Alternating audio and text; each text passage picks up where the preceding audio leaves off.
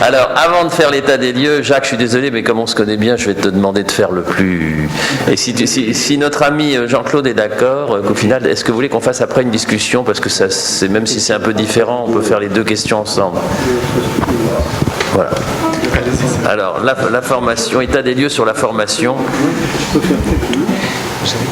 peux faire un discours. Soit là, on passe juste là, mais pour activer, il y a la petite souris, ou sinon avec le pad.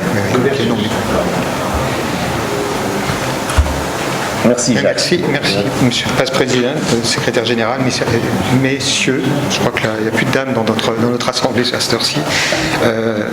Donc, merci de m'avoir proposé de vous parler d'un sujet qui m'est assez cher, qui est la formation, essentiellement en ce qui concerne la chirurgie robotique du type Da Vinci.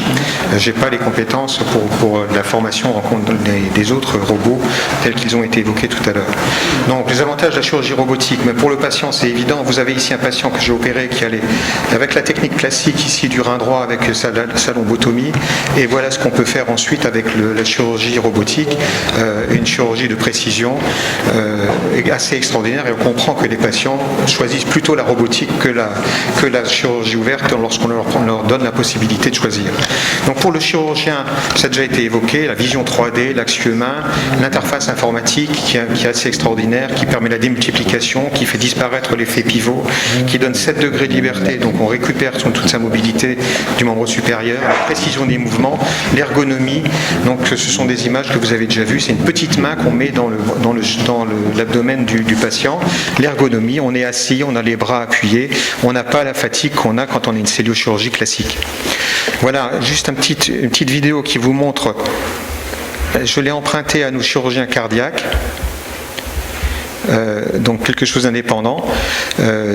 C'est pas urologique, c'est une anastomose sur une coronaire avec du fil 8-0. Vous voyez la pince qui est utilisée, qui est un microforceps, donc qui vous permet des coups droits, des coups revers, qui sont d'une précision extraordinaire.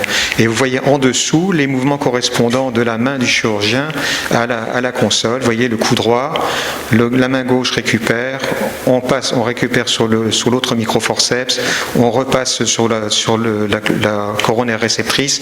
Donc c'est quelque chose d'extraordinaire, et c'est du 8-0, et on ne le casse pas, ce fil, avec un petit peu d'habitude.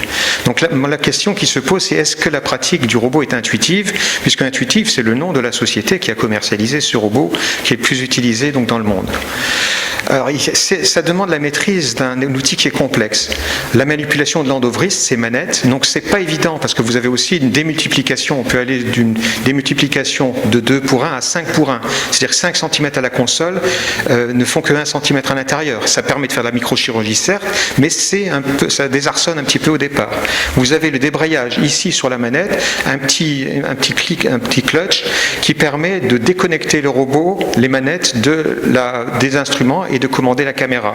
Vous avez au pied ici le contrôle des énergies, monopolaire, bipolaire. Vous avez le débrayage donc des instruments. Vous avez le contrôle de la caméra. Vous avez sur le côté le contrôle du 4e bras, puisqu'on a sur ce robot on a quatre bras. Et donc bien sûr qu'avec nos 2 mains, on n'en commande que 2 à la fois, donc il faut pouvoir switcher de l'un à l'autre. Et puis vous avez l'apprentissage de l'ergonomie, qui est aussi un apprentissage particulier. Donc il faut absolument créer des automatismes, comme en voiture, on crée des automatismes pour ne plus avoir à réfléchir quel mouvement faire pour changer de vitesse, comment mettre les clignotants en route, etc. Donc ça demande de l'entraînement. Donc vous avez ici un papier, une étude qui était très intéressante, qui montrait les mouvements des extrémités des instruments. Vous avez ici les instruments, et vous avez l'exercice consiste à prendre ce plot et à le soulever et à le mettre sur la petite tige à côté, etc., etc. Vous avez le mouvement réalisé par un expert, et vous voyez très bien ce mouvement en cloche de la main gauche, de la main droite. Et vous avez à droite les mouvements faits par un novice, quelqu'un qui n'a pas d'entraînement. Donc ça paraît évident. Vous voyez la longueur du trajet pour l'expert, c'est 35 cm, pour le novice, c'est 101 cm. Le temps pour faire l'exercice, 29 secondes, 232 secondes. Là, une étude encore plus intéressante, puisqu'elle a été faite en in vivo sur la prostatectomie. Vous avez tout en haut la mobilisation de la vessie. avec les mouvements de la main gauche en vert, les mouvements de la main droite en rouge, en noir, les mouvements de la caméra, faits par un expert, faits par un novice. Lorsque vous regardez l'anastomose vésico-urétrale par un expert, par un novice, la lymphadénectomie, expert, novice. Donc vous vous rendez très bien compte qu'on a une durée de l'opération qui est considérable, simplement parce que le chirurgien n'a pas l'entraînement, ne maîtrise pas suffisamment sa console. Assis à la console, un chirurgien expérimenté qui a fait des centaines de prostatectomies en chirurgie ouverte, il perd son habileté et il met 3 à 6 fois plus de temps. Et le but de l'apprentissage et de la formation, c'est bien sûr de passer de ces exercices novices vers l'expert. Il y a aussi un nouveau paradigme au bloc opératoire qui ne vous a pas échappé, puisque vous avez le chirurgien qui est à distance de son équipe. Vous avez l'assistant habillé, vous avez l'infirmière instrumentiste, vous avez l'incirculante et l'anesthésiste. Et donc vraiment un changement dans l'installation. Le chirurgien est à quelques mètres de son équipe, ne serait-ce que par exemple pour un problème de communication. Dans la vie courante, 80% de l'information passe par le canal visuel. Donc là, plus question de canal visuel, puisqu'on a les yeux plongés dans le champ opératoire. Donc il faut développer des habiletés audio, par exemple, communication sécurisée qui est utilisée largement en aéronautique. Donc c'est ce que les pilotes appellent les non-technical skills. Donc quelle formation? Actuellement, ce sont les industriels qui font la formation. Il y a une directive européenne modifiée de 1993 concernant les dispositifs médicaux. L'industriel doit apporter les informations nécessaires pour qu'ils soient utilisés correctement et en toute sécurité. Mais donc là, les industriels se sont arrogés le droit d'une formation obligatoire. Ils contrôlent le programme, contrôlent les formateurs, contrôlent les objectifs dans le monde entier. Donc, lorsqu'on regarde les courbes d'apprentissage des chirurgiens sans formation spécifique, vous avez ici pour la prostatectomie, pour la chirurgie du rectum, pour la chirurgie ORL, en abscisse, la durée, le nombre d'interventions, en ordonnée, la durée opératoire, et vous voyez très bien que le chirurgien, pour arriver à un plateau, a besoin entre 20 à 60 interventions pour avoir une durée à peu près constante dans la durée opératoire. Donc ce qui veut dire aussi, et ça explique peut-être que certains robots restent sous des draps dans des hôpitaux, c'est que 40% des chirurgiens se découragent et renoncent parce que ils considèrent que le robot ne leur apporte pas grand-chose. Alors quelle forme actuellement, donc ce sont les industriels, bon, pourquoi pas c'est vrai que début du 20e, début de l'automobile, ce sont les industriels, c'est Renault qui apprenaient à leurs acheteurs à conduire. Donc il n'y avait pas d'enseignement structuré. Mais depuis, donc l'apprentissage est fait dans des auto-écoles habilitées. Il y a un permis de conduire qui est un examen bien codifié et qui débouche sur un document qui a une valeur internationale. Donc actuellement, c'est la chirurgie robotique. L'enseignement est fait par les industriels. C'est un peu comme si Cadillac a donné le permis de conduire à tous les conducteurs du monde. Donc on peut maintenant qu'on a un certain recul en robotique réfléchir au rôle de sociétés savantes, des universités et établir des normes dans la formation et dans les critères de qualité des chirurgiens. La simulation a fait ses preuves dans des tas de domaines. En voiture, vous avez certaines auto-écoles qui sont équipées de simulateurs. Pour ceux d'entre vous qui ont une McLaren ou ceux qui envisagent d'en acheter une, vous aurez à passer dans ce simulateur-là avant d'être lâché sur la route. Ça, c'est pour l'apprentissage de la conduite d'un super tanker. Les planeurs, l'avion, donc ont des simulateurs relativement simples. Simulateurs complexes pour les Boeing 777 d'Air France, par exemple, à Roissy. Et vous voyez donc sur la photo du bas le moniteur qui est derrière son équipage et qui va introduire dans l'ordinateur toutes les pannes auxquelles il veut entraîner son équipage. Et donc les pilotes de Mirage 2000, vous voyez, pareil, des simulateurs qui peuvent être pas trop sophistiqués comme celui-ci avec une espèce de boîte avec les instruments principaux et un simulateur avec une vision 3D, donc dans un véritable cockpit. En robotique, ça n'existait pas. J'ai eu la chance de rencontrer ce gaillard-là, Jeff Berkeley, en 2008, qui avait créé une petite boîte aux États-Unis, à Seattle. qui s'appelle Mimic et qui a développé le premier simulateur de chirurgie robotique en 2008. Il a été développé, vous voyez les évolutions de design en 2010, 2013. Jeff Berkeley avait fait le déplacement de Seattle à Paris puisqu'il avait fait une présentation ici même en janvier 2014. Et donc c'est ce qui nous a permis d'être les premiers utilisateurs de la simulation en chirurgie robotique et de créer un DU, donc avec un programme pédagogique un petit peu plus évolué que ce qui existait à l'époque.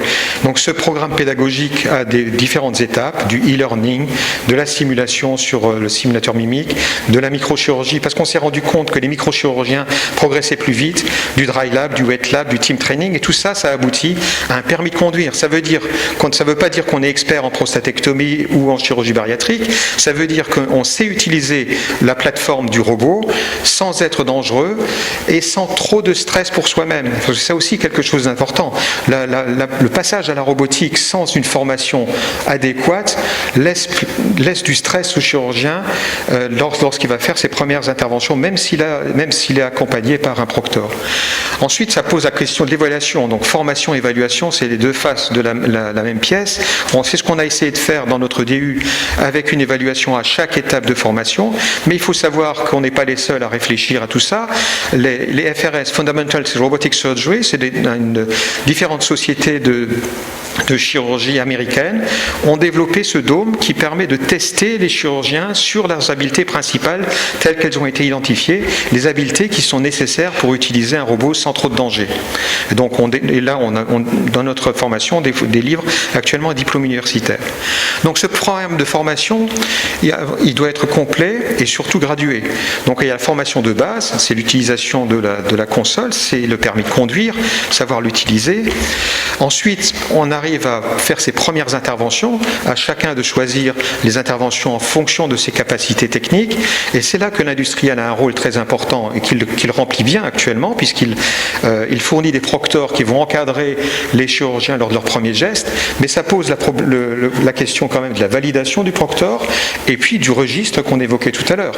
Donc c'est quelque chose qui reste important et qui n'est pas assuré par les industriels actuellement. Ensuite, il y a la place pour les masterclass, apprendre dans chaque spécialité, alors que la formation initiale est commune à toutes les spécialités, les masterclass, ça sera spécifique de la spécialité de l'intervention. On va apprendre à faire une prostatectomie, une néphrectomie partielle, une chirurgie bariatrique, etc. Des choses qui ne sont pas enseignées actuellement, c'est l'entraînement de l'équipe et des techniques comme la conversion d'urgence, l'apprentissage de l'ergonomie et la formation du reste de l'évaluation. Ça pose la question de l'évaluation continue des recertifications. Les pilotes, lorsqu'ils ont arrêté de voler pendant 3 mois, sont obligés de repasser sur des simulateurs. Ça pose aussi la question du bedside assistant et des internes, donc une formation qui actuellement n'est pas assurée, faute là aussi de financement et d'organisation. Les académies ont certainement un rôle dans cette affaire. L'Académie nationale de chirurgie y a déjà réfléchi, puisque nous avions publié en 2015 des résolutions sur la formation. L'Académie de médecine s'intéresse actuellement à ce problème, avec des auditions d'un certain nombre d'acteurs, les sociétés savantes, urologie, digestive, gynéco, les conférences des doyens, conférences des présidents CME, des directeurs d'hôpitaux, etc. Tous les fabricants de robots, les fabricants de simulateurs, des pilotes, etc., pour essayer d'identifier les éléments clés de la formation en chirurgie robotique.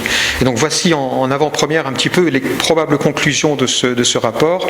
Formation qui est indispensable mais doit être graduée pour toutes les spécialités, donc basée sur la simulation. Elle s'adresse à toute l'équipe et pas seulement aux chirurgiens, dans des centres dédiés et bien équipés, puisqu'il y a un problème sous-jacent bien sûr d'équipement et d'argent, pouvant former à l'utilisation de tous les robots, donc non seulement Da Vinci, mais on va voir pour les concurrents éventuels, indépendants des constructeurs, mais avec leur aide, puisque le financement ne pourra pas se faire sans eux, évaluer les compétences et éventuellement diplômantes, ce que ne font pas les industriels actuellement, puisque quand vous achetez un robot, il ne va pas vous dire que vous n'êtes pas capable de l'utiliser. Et puis, question du registre et de la validation des proctors. Les enjeux, donc depuis la fin des années 1990, robotique égalait intuitive surgical. Depuis cette année, on a des concurrents qui apparaissent. Vous avez Transenterix, qui était une société au départ italienne, qui est sur le marché, donc qui a marquage CE, donc il y en a quelques-uns qui ont été vendus. CMR vient de vendre 3 robots en France. Revo, c'est le robot sud-coréen, pour l'instant uniquement diffusion sud-coréenne. Vous avez Dexter qui est fabriqué par les Suisses, donc en cours de marquage CE. Vous avez Avatera qui est à peu près au même niveau aussi, donc un robot allemand. Vous avez un robot canadien dont on entend parler depuis plusieurs années, mais pour l'instant il n'est pas encore sorti. Vous avez Medicaroid, donc c'est une société qui est issue de Kawasaki. Kawasaki, on connaît pour les motos, mais en fait Kawasaki est leader mondial dans la robotique industrielle. Et donc on voit très bien l'intérêt qu'ils ont à arriver dans la robotique chirurgicale. Et vous voyez ici Hinotori, c'est le nom de baptême de leur robot qui est sorti, qui a obtenu l'autorisation d'être utilisé au Japon. Vous avez les Chinois qui sont sur le coup aussi. Alors on en parle un petit peu moins parce qu'ils utilisent la technologie intuitive et donc peut-être un petit peu moins facile à diffuser en dehors de la Chine, mais leur marché intérieur est déjà considérable. Ils viennent de faire une publication sur leur robot en téléchirurgie grâce à Huawei et donc la 5G. Ils font de la téléchirurgie maintenant avec leurs robots. Et puis vous avez les robots de ces grosses sociétés multinationales, mais à base américaine, Medtronic et puis Johnson & Johnson, avec des robots qui sont aussi à l'étude. C'est toujours secret, mais bon, que certains parmi vous sont peut-être experts pour eux et n'auraient pas le droit de nous en parler, mais on sait qu'ils travaillent énormément sur le sujet. Donc voyez, l'objectif de toutes ces sociétés, c'est d'amener la robotique au coût de la cellule standard. Donc si on regarde un petit peu ce qui se fait dans le monde, actuellement il y a environ 50 millions de procédures chirurgicales par an. En fonction de la spécialité, la part de la chirurgie ouverte est variable. En chirurgie générale, gynéco, colorectale, etc. La chirurgie ouverte représente en gros, en gros 60% de la chirurgie. 40% c'est la laparoscopie et 2-3% de la robotique. Imaginez que la robotique soit au coût de la cellule chirurgie, ça veut dire que pratiquement 25 millions de procédures seront effectuées en chirurgie robotique dans les années qui viennent. Donc un nombre exponentiel d'équipes à former, de chirurgiens, d'infirmiers, etc. Donc la robotique, on l'a vu tout cet après-midi, c'est incontournable. Les robots sont passés, au départ, en 2000, ils étaient 15 aux USA, ils sont à 3500. En Europe, il y en avait 15 également, on en a actuellement 950. Mais potentiellement, si on fait le calcul de la même densité de robots en Europe que celle des États-Unis, il y aura 5000 robots à peu près en Europe. Donc les concurrents, on l'a vu, sont apparus, donc de différentes nationalités. La formation, elle doit être graduée. Ne pas négliger la formation de base, parce que les formations principales, c'est déjà directement sur des procédures chirurgicales. Il est temps d'avoir des normes françaises et internationales, et le rôle des académies sera probablement dans ce domaine-là.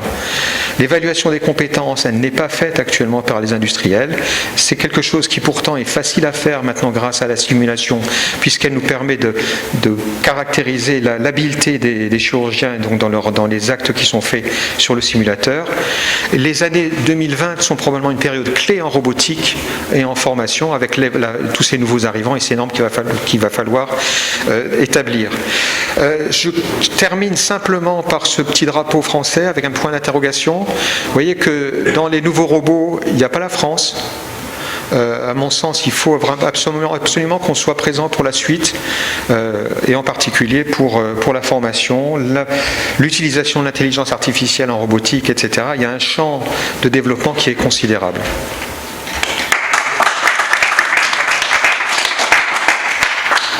Merci Jacques, je pense que si tu es d'accord, je te félicite parce que c'est clair que le permis de conduire robotique et peut-être même qu'on peut regretter qu'il n'y ait pas eu le permis de conduire chirurgical d'une manière générale depuis très longtemps.